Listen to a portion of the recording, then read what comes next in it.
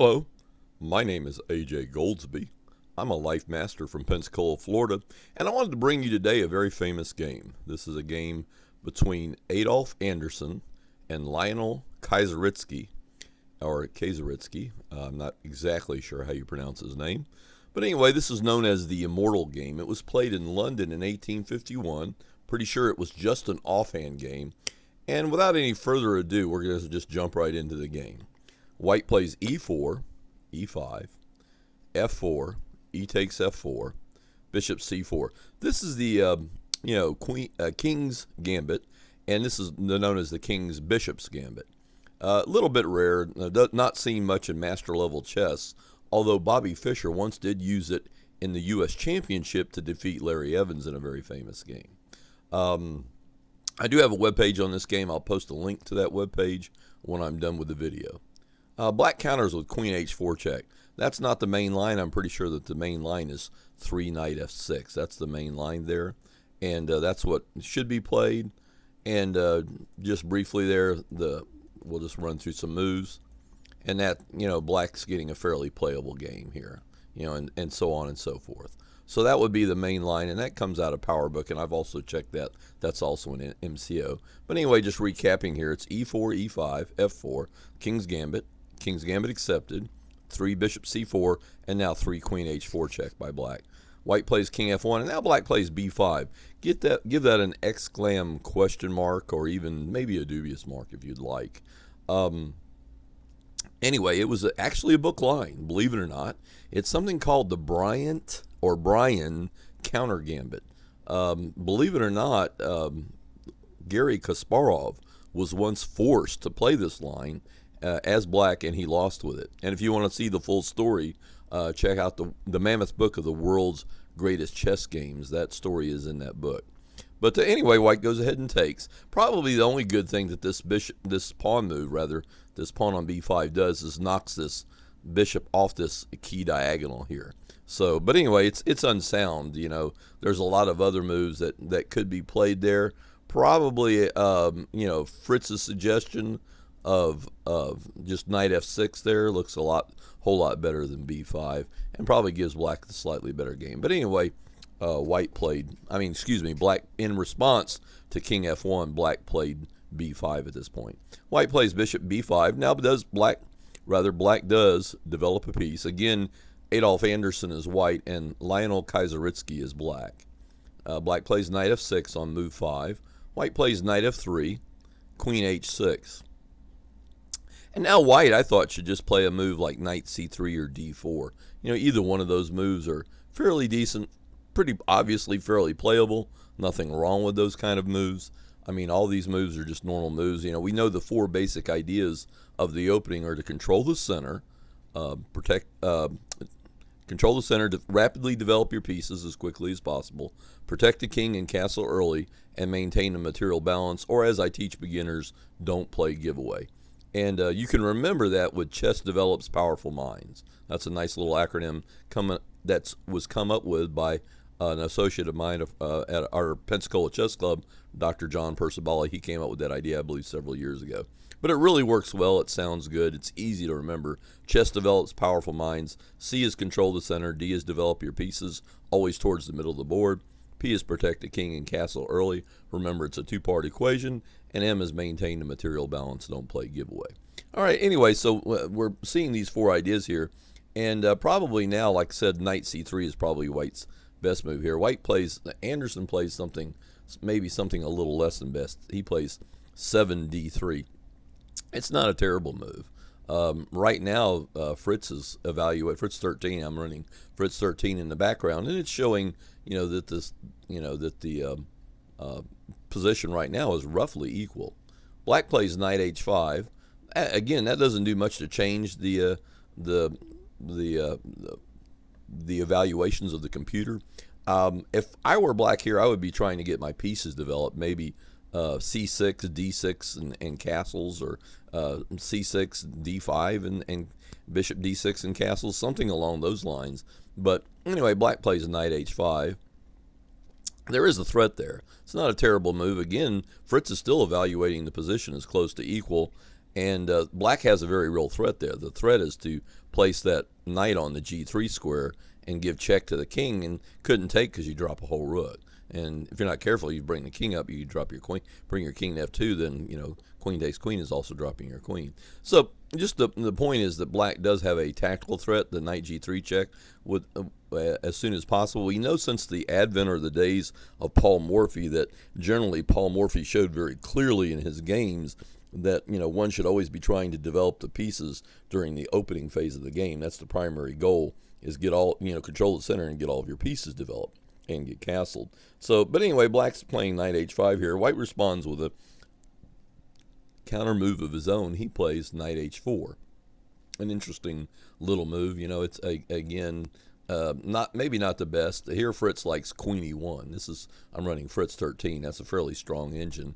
And the other day I ran through this with the latest version of Deep Shredder. But anyway, knight h5 is what's playing here. And now Fritz likes queen e1 for white. White plays knight h4. That's probably, you know, a little bit questionable. There are some ideas there. But anyway, and here black plays 8 queen g5. Now I do want to point out here that Fritz 13 and Houdini and Deep Shredder, they all like queen g5 here. Just to let you know something, a number of years ago, I believe it was back in the 70s when he first did his analysis, a very famous grandmaster, GM Robert Hubner from West Germany. This was before the Germanys reunited. And GM Robert Hubner from West Germany did an analysis, and he just gave question mark after question mark after question mark to all the moves in this game. And one of the moves that he was especially critical of in an article he wrote for a West German chess magazine was this move 8 queen g5, and he went on to explain just how badly those masters of that period played and how they didn't understand modern chess, and how the correct move was, he recommended instead of this queen g5, Hubner recommended that black play g6 there. That was Hubner's recommendation. And that is slightly better for black. It's a very good idea. I mean, there's a very simple idea. Black just plays bishop g7 and he gets castled, so he mobilizes his pieces early, and it's also keeping that white knight off that key f5 square. So g6 is not a terrible move, but I mean, he gave queen g5 a whole question mark.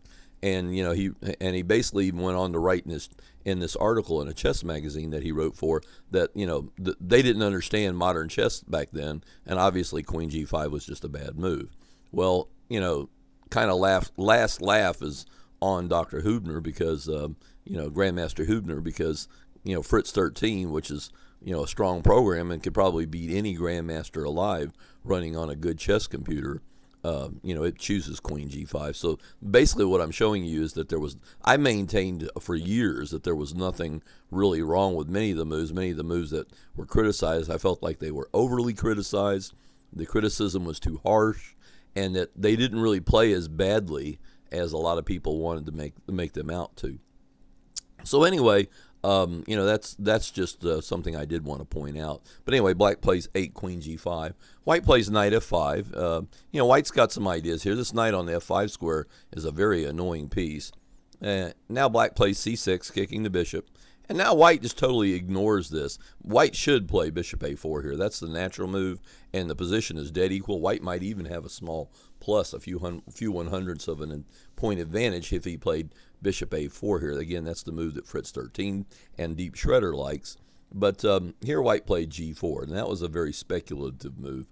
That was very typical. You know, he's basically sacrificing a piece. I would say that play typical of the 1800s, for the most part, was they developed 1 or 2 pieces, and then generally the idea was you would want to start a full-scale attack as quickly as possible. That seemed to be the way chess was played, at least prior to where Paul Morphy coming along. So I would say that this kind of chess fit in with the play of that of that particular time period. I also wanted to say, too, that they didn't always play chess like this. For example, in the tournament of 1851, not all of the games were great, but a few of the games actually weren't so bad. And I noticed that this was an offhand game, and I'm wondering if, you know, because it was an offhand game, maybe perhaps Anderssen took greater liberties than he would have done otherwise. But anyway, white played g4 here. Technically, that is a bad move. That would be a less than best move, certainly dubious, if not a pure question mark, because it's not the correct move. Of course, again, the correct move there is 10 bishop a4. That's the move that Fritz 13 chooses. But anyway, white played 10 g4, hitting the black knight. Black's knight goes back to f6, and white plays rook g1, and now black plays c takes b5. And white's very clearly better here. Now here that the move Fritz 13 likes is knight c3, and that's a very good move. I mean, that's a, you know, obviously if the computer chooses it, it's not terrible. White will get a lot of counterplay, but Anderssen did something different here. He played h4 here, and again, black played queen g6. Again, queen g6 was another move, you know, that sometimes was. Oh, not this move. Okay, it was later. But anyway, black plays queen g6 here. Queen g6 is 100% forced because that's really the only move. If the queen goes back to h6, of course, that's simply a blunder because of g5, and now, you know, black's giving back his piece right away. So h4, queen g6 was 100% forced. And now white plays h5. Black plays queen g5, and now Anderssen plays queen f3. And I think the whole idea of his piece sacrifice, of sacrificing his bishop on b5, has been revealed, is that he's actually, the black queen is a very mournful trap. I mean, that queen is completely surrounded, and white's threat is simply to play bishop takes f4 and win the piece. Now, this was the move I wanted to tell you later was greatly criticized. I remember reading it. I don't remember where I read it, but in one magazine, a book said knight g8. Black played knight g8, and that move was greatly criticized by one annotator, saying, well, black could have done a lot of other things here, and he should have done those other things, and he did not do those things. But what's really funny is knight g8 is also forced, and it's the first choice of Fritz 13, so knight g8 was pretty much black's best move at that point, and the computer confirms that. And now white plays bishop takes f4, black plays queen f6, and white plays knight c3. Knight c3 is absolutely, again, the first choice of Fritz 13, and again, a lot of white's moves were greatly criticized by Dr. Hubner, and I'm doing a web page. In fact, I'm in process of redoing that web page, and I'm going to point out all the different moves that Dr. Hubner criticized, and that in many cases the criticisms were much too harsh, overly harsh, and it greatly exaggerated the you know, the qualities in which they played. In other words, calling them poor players. You know, overall they actually didn't play that badly. For example, the 16 knight c3 move was criticized by a few. I think Hubner actually recommended d4 there, but knight c3 is actually the move chosen here by Fritz 13. So anyway, here and now black plays bishop c5. According to Fritz, black should play queen c6, but already here white is much, much better. So if we want to backtrack and find out where black went wrong, I would have to say here, probably right here when he played c takes b5, that was taking the piece was actually a mistake. According to Fritz, if black plays the move h5, this would have been a very good move here. That would have been the move, and that black would have been much, much better. So actually black, when he took this free piece on b5, he actually made a bad mistake. He made an error. Okay, so Fritz says that h5 would have been much better instead of c takes b5. But again, white played 12 queen h4, queen g6, h5, queen g5, queen f3, knight g8, bishop takes f4, queen f6, knight c3, and now black plays bishop c5.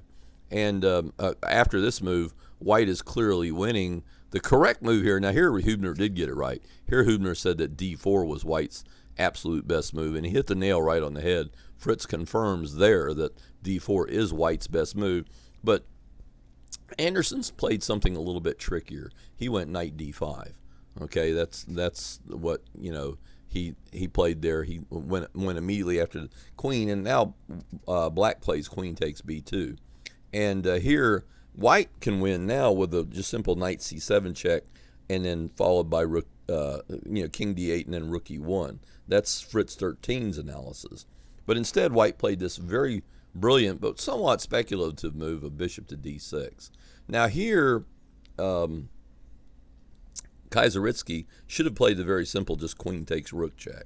That was the correct move, and here he did not. Now I will say that several different books give different move orders here.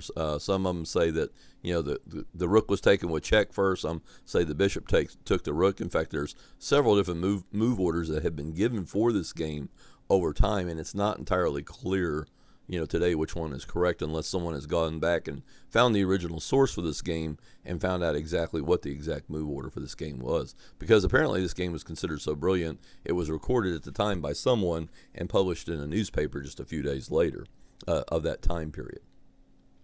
But anyway, here, according to this game score here, is black, and I remember black played bishop takes g1, and now white plays e5.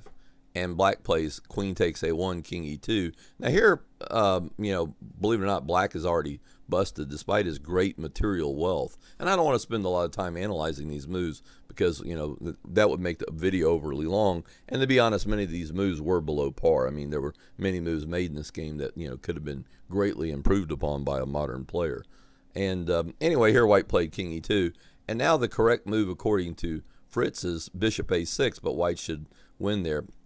Black played a very natural move. White's threatening a knight check on c7. Black played knight a6, which looks like a very natural move to stop the checkmate. But what is really brilliant now is exactly the little mate, which now becomes a mate in 3. And it's basically white to move and win. I'm going to stop talking for a second. When I stop talking, I'd like you to pause the video. I'm going to pause this video as well. And I'd like you to maybe take a minute or two and see if you can't figure out exactly what the checkmate is. Okay, I'm going to go ahead and pause the video now. Okay, did you do as I asked? Did you pause the video? Well, if you did, you tried to take a crack at solving what the mate is. It's white to move and mate in 3. And this is how the mate goes. It's very pretty. Knight takes g7 check, exclam, king d8. Queen f6, double exclam. Another just a wonderful little queen sack. Knight takes f6, and now just bishop to e7 checkmate. And white only has 3 minor pieces, and every one of these 3 minor pieces plays a key role. It wouldn't be checkmate without this knight on d5. The bishop's giving check, and this knight is covering on a key escape square there on c7, and the other knight covers the e8 square, and the bishop's giving the king in check. So it is indeed checkmate. And anyway, that concludes my coverage of the Immortal Game. As I said, I already have a web page on this game. I'm in the process of redoing it because I want to include some of the newer analysis, some of the things I've discovered just recently, like, for example, some of the moves that were criticized by various authors over the years. The computer actually, like in the case of 8 queen g5, Fritz 13, Houdini, Ribka, all the machines actually picked that move as black's best move. And that's kind of funny because that was one of the moves that Dr. Hubner gave a question mark to.